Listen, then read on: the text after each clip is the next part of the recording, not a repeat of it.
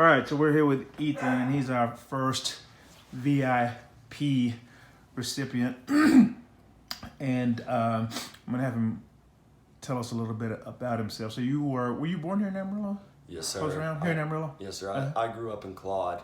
Claude? Yes, sir. Right. And where'd you go to high school? Claude. Claude. Yes, sir. And then you went to the Air Force from there? Yes, sir. Huh? Yeah. And tell me about your Air Force experience. I loved the Air Force. Right. Honestly, I mean, I loved the unity. It taught me a lot of great skills in life, things like that. What made you decide on the Air Force? Honestly, I had my daughter at that point. Right. And her mother's like, don't go into the Marines and be stupid. Go to the Air Force where you can sit behind a desk. So that's exactly, because I wanted to go to the Marines. But right. Let's see. Shut that. We got a glare here. Oh, the sun's coming back out. Yeah. Yeah. So went into the Air Force, and MOS. What did you do there? I was an electrician. Built bases, built power lines. How'd you learn that skill? The Air Force taught me. Oh, I went to school for over a year. Right. So that's where I learned it from. I didn't have no training in it beforehand. Right. Okay. Well, None. Good.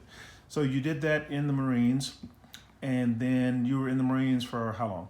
Air Force. I mean, the Air Force. For 4 years active duty, and I did a year in the reserves. You were stationed where? New Jersey. In New Jersey. Yes, sir. And then after the Marines. After the Air Force. After Air Force, I mean, what did I just say, Marines? I moved back here to Amarillo, and with my wife and my kids, and I started building power lines. Uh-huh. But then I started getting into trouble. So tell me about the trouble. Let's see here. I got introduced to meth when I was building power lines.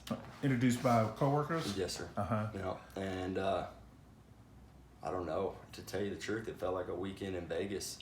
I mean, next thing I know, I'm coming to and lost my wife, kids, houses, cars. Over what period of time did that happen? Let's see, about a 2-year period. Right. I mean, I lost the wife and kids pretty quick. Right. But everything else. You lost him. How? What happened?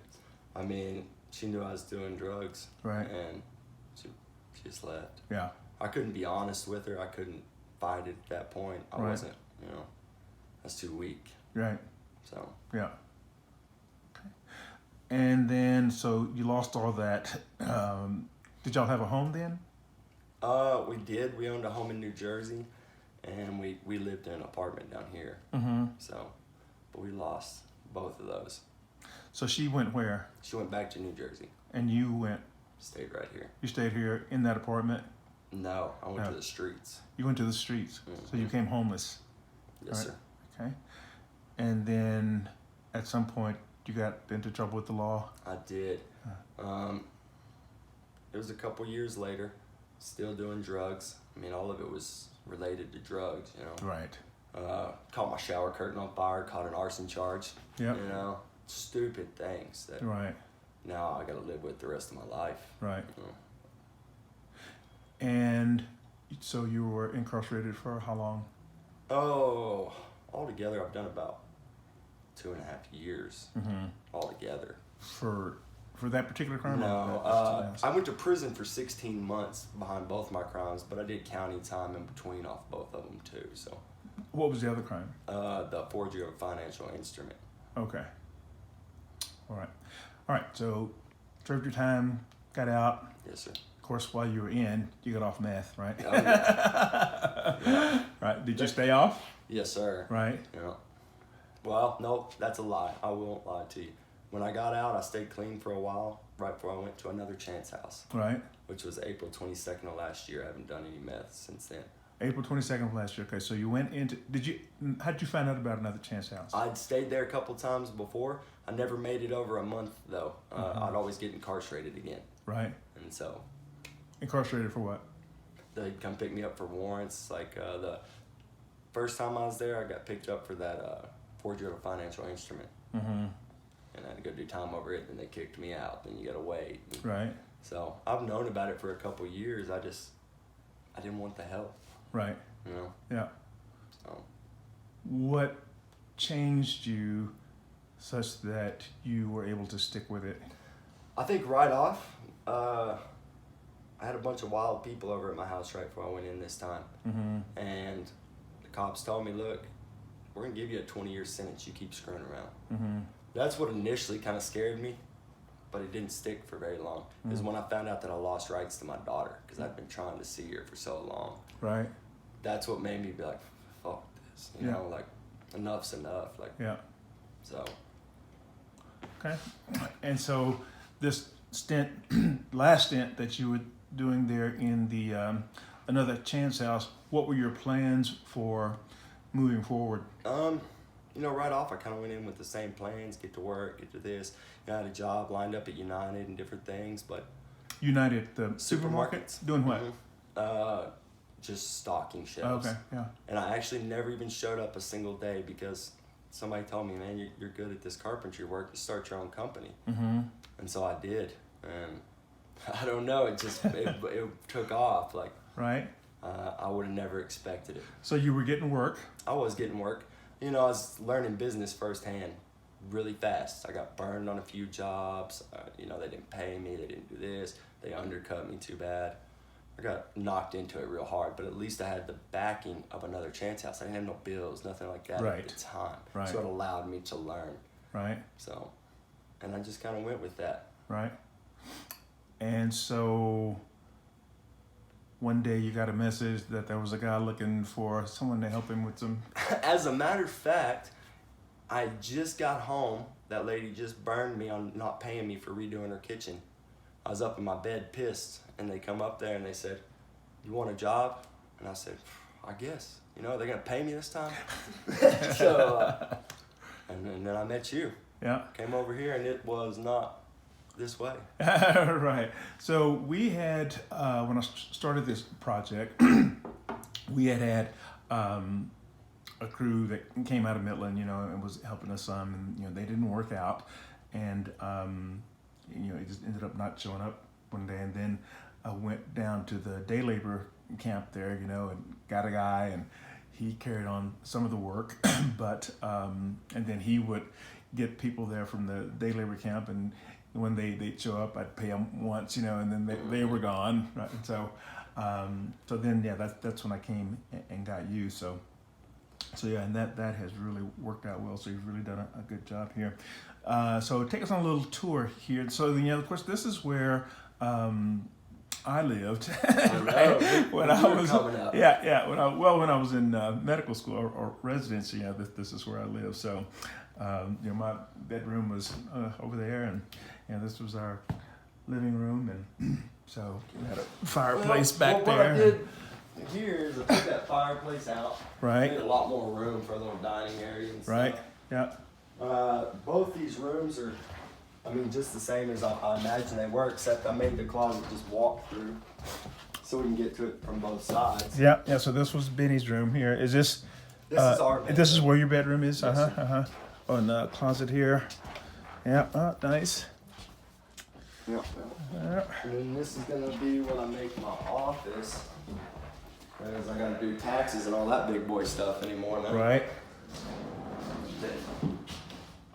And so you guys did the painting? Yes, sir. Right. We did a lot of. I mean, we did all the electrical underneath, painting, sheetrock, trim. Right. Yeah. Right. So you put all this electrical lines in here and so forth. Right. Oh, I didn't see that. Yeah. No, I had one. Yeah. But Yeah. it's pretty Cool. neat. Yeah. Bathroom. This might look a little different. Got it tiled up and looks sharp. Yeah. Nice. And Turned let's out see, nice. who did the plumbing for you? Heroes Plumbing Heroes did the plumbing. did the plumbing, and Anthony's Floor Care did the tile work in here. Anthony's we did Floor- the sheetrock and, you know, setting the exhaust fan, things like that. But Right. And let's see, Bob J's came out and did something, huh? Bob J's didn't do anything. They donated the unit. Oh, they donated the unit. Yeah. But Okay. Larry's Heating and Air dropped this unit in. Okay. And then we just hooked it up, and so. Awesome. Take a look in the kitchen. The kitchen, I just put uppers in, which cost me. You did what? This cost me a lot of money. I didn't know how much these uppers were, Oh, but I like them. Right. You know, For as small as this kitchen is, we really packed a lot in here. And what about the granite, the counter? Who put Oh that? yeah, Anthony's Floor Care also did this Uh-huh, through one of their subcontractors. right. Gave us a good price on it. Oh, you already got a washer and dryer. Of course. So you don't need mine. No, I told Susan that. Oh, okay. But my little brother, Uh-huh. he's staying in our old house. Right. We're still paying, or she's paying the rent on it. Oh, uh-huh. He needs a dryer. Ah. So I was like, you know. And this, we're gonna make a second living room. Hey! A second living room, but I just don't have the money to get furniture for it yet. Yep. A little at a time. No, sir. Awesome, awesome. And so now you have, you've gotten your contracting license, right? Yes. Right? Well, I'm still waiting on my insurance to re-up. Right? And then I can pull permits and stuff again. Right. So that's what I'm waiting on. Then And- give me a new quote. And your company, so you're going to, what, do remodeling or what? Yeah, we did. I just did a remodeling job for our old next door neighbor, and Right. I've got one down in Lake Tanglewood to do this week. Right? You know, so anything you need, floors, sheetrock, total remodel, just a ceiling fan changed out and put a new one in. Right. You know. Did you, what did you learn doing this project? A lot. I've never been like a leader of crews and men, and you know, I've had to hire. Now I got 4 people that work for me. Right? You know, and it's allowed me to be more patient. You know, this job was not easy, especially butting with the city all the time, and Right. you know, so it taught me a lot of patience. I think would be the biggest thing. I'm sure Sam helped with that, huh? Oh yeah. Yeah. Good. I mean, as far as the remodeling work, though, did this house present to you some challenges that you had to learn some things? You had to adopt a new skill set? Of course. I mean, the inspectors would come in and just crucify me, you know, but then I learned what they're looking for every time Right. they come in. Yeah, yeah. So I learned a lot through each aspect of it, from framing to plumbing to electrical. So Good. Well, initially, you know, I wanted to kind of get somebody off the street, you know, kind of like Sam, and take them through the ketamine, you know, get the brain rehab, and you know, then put them in here. And of course, we tried that with that first guy. What was his name? Dylan? Dylan. Yeah, we tried that with him, and of course, he ended up not being so honest with us, you know, so that fell through. And then your buddy, what happened to that? Archie Sharp. Like all I can do is present you with an opportunity, Right. And he didn't want to take it. Yeah, I mean, yeah.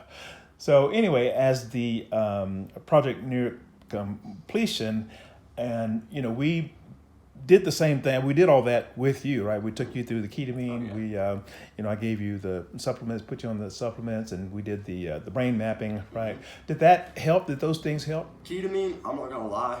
I felt lighter afterwards. Yeah. But mostly it made me sick, and I think it's because I got a lot of shit in my body. Right. Yeah. Oh, yeah. When it starts to detox, yeah. That brain mapping Yeah. is 100% real deal. Like I still do the breathing methods Right. and the stay calm, and helps with anxiety and a lot of that kind of stuff. Right.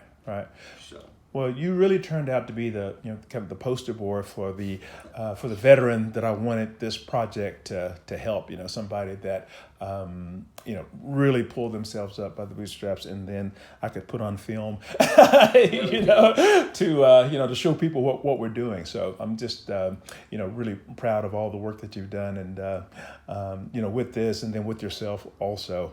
And so, and of course, you know, we're still out here to help you, right? And that's why I mean, I'll give people enough rope to hang themselves, right? So, you know, I bought you the truck, and I mean, I gave you every opportunity, right, to screw up, and you didn't. I'm too grateful for it. I've seen a lot of people out on the streets that just use and abuse it, but I always said if I got that opportunity, you gotta be grateful for it. Yeah. You know? Yeah, So, and take advantage. take Well, advantage. sometimes, I mean, you know, it just depends on how far along you are, you know, with the drugs, right? I mean, because, you know, the drugs will I've make been people do fighting coming stupid off of 'em things, for years. You know? Yeah. So right? it just took a little bit of heart hurt to really Right. get there. Awesome. If you've done an officer's job, you'll be a good example. I appreciate you. Yes, sir. Thank you. All right.